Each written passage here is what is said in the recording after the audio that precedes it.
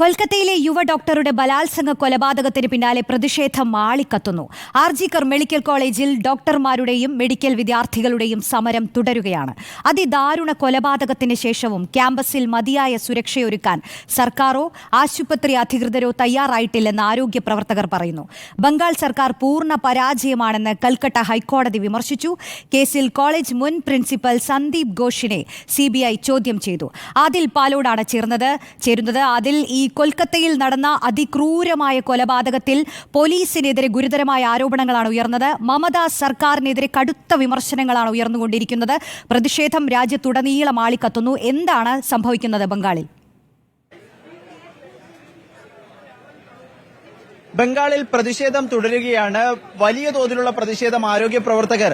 ഞാനിപ്പോൾ നിൽക്കുന്നത് ആർജിക്കാർ മെഡിക്കൽ കോളേജിൽ, കൊൽക്കത്ത ആർജിക്കാർ മെഡിക്കൽ കോളേജിൽ സംഭവം നടന്ന കെട്ടിടത്തിന് തൊട്ടടുത്തുള്ള സമരപന്തലിലാണ്. ഇപ്പോഴും ഈ 10 മണി സമയത്തും സമരം സജീവമാണ്. ഇവിടെ സമരപന്തലിൽ വിദ്യാർത്ഥികളും ആരോഗ്യ പ്രവർത്തകരും ഡോക്ടർമാരും നഴ്സുമാരും എത്തി ഈ സമരത്തിന് പിന്തുണ പ്രഖ്യാപിക്കുന്ന കാഴ്ചയാണ് നമ്മൾ കാണുന്നത്. ഈ അടുത്ത ദിവസങ്ങളിലും സമരമുണ്ടാകും. 24 മണിക്കൂർ സമരം IMA തന്നെ പ്രഖ്യാപിച്ചൊരു പശ്ചാത്തലം കൂടിയുണ്ട്. ഒപ്പം അന്വേഷണം പല വഴിക്ക് പുരോഗമിക്കുകയാണ്. ഇതിൽ പ്രധാനം CBIയുടെ അന്വേഷണമാണ്. CBI കൂടുതൽ പേര് ചോദ്യം ചെയ്തൊരു നിഗമനത്തിലേക്ക് എത്താനുള്ള ശ്രമത്തിലാണ്. ഇത് ഒരാൾ മാത്രം ചെയ്ത കൃത്യമല്ല എന്നൊരു നിഗമനത്തിലാണ് ഇപ്പോൾ, ആ ഒരു സംശയത്തിലാണ് ഇപ്പോൾ CBI ഉള്ളതെന്നാണ് മനസ്സിലാകുന്നത്. കൂടുതൽ ആളുകളെ ചോദ്യം ചെയ്ത് കൃത്യമായൊരു നിഗമനത്തിലേക്ക് എത്താനുള്ള ശ്രമമാണ് അന്വേഷണ സംഘത്തിന്റെ ഭാഗത്തു നിന്നുണ്ടാവുകയും ചെയ്യുന്നത്. ഇന്ന് മുൻ പ്രിൻസിപ്പലിനെ ചോദ്യം ചെയ്തു. എന്തുകൊണ്ടാണ് ഈ മാതാപിതാക്കളോട് മരിച്ച സമയം, ഈ കൊലപാതകം നടന്നതിനുടനെ ആത്മഹത്യയാണെന്ന് വരുത്തി തീർക്കാൻ ശ്രമിച്ചത് എന്തിന് എന്ന ചോദ്യമായിരുന്നു പ്രിൻസിപ്പലിനോട് CBI ഉദ്യോഗസ്ഥർ ചോദിച്ചത്. അതിനുത്തരം നൽകുക, അതിന്റെ ഉത്തരം അടിസ്ഥാനപ്പെടുത്തിയായിരിക്കും പിന്നീടുള്ള അന്വേഷണങ്ങൾ ഉണ്ടാവുക എന്നതാണ് നമ്മൾ മനസ്സിലാക്കുന്നത്.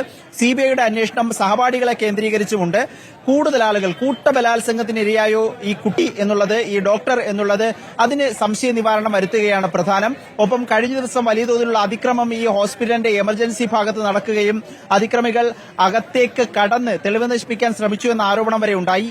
6 പേരെ കൂടി ഇന്ന് കൽക്കട്ട പോലീസ് അറസ്റ്റ് ചെയ്തു. ആകെ അറസ്റ്റിലായവരുടെ എണ്ണം 25ആയി ഉയരുകയും ചെയ്തു. പ്രതിഷേധവും ഒപ്പം പോലീസ് അന്വേഷണം, CBI അന്വേഷണം തുടരുന്നതിനിടെ രാഷ്ട്രീയ വിവാദവും സജീവമാവുകയാണ്. മമതാ ബാനർജി ഇന്ന് നേരിട്ടിറങ്ങി തൃണമൂൽ കോൺഗ്രസ് വനിതാ പ്രവർത്തകർക്കൊപ്പം ഈ അക്രമത്തിനെതിരെ, കൊലപാതകത്തിനെതിരെ പദയാത്ര നടത്തിയിരുന്നു കൽക്കത്തയിൽ തന്നെ. ഉടനടി ഈ അന്വേഷണം CBI അവസാനിപ്പിച്ചത് പൂർത്തീകരണത്തിലേക്ക് എത്തിക്കണമെന്നും കൊലക്കയർ കുറ്റവാളികൾക്ക് വാങ്ങി നൽകണമെന്നും ആവശ്യപ്പെട്ടാണ് മമതാ ബാനർജി തന്നെ നേരിട്ട് ഈ സമരം ഈ രൂപത്തിൽ വിശദാംശങ്ങൾ നൽകിയത്.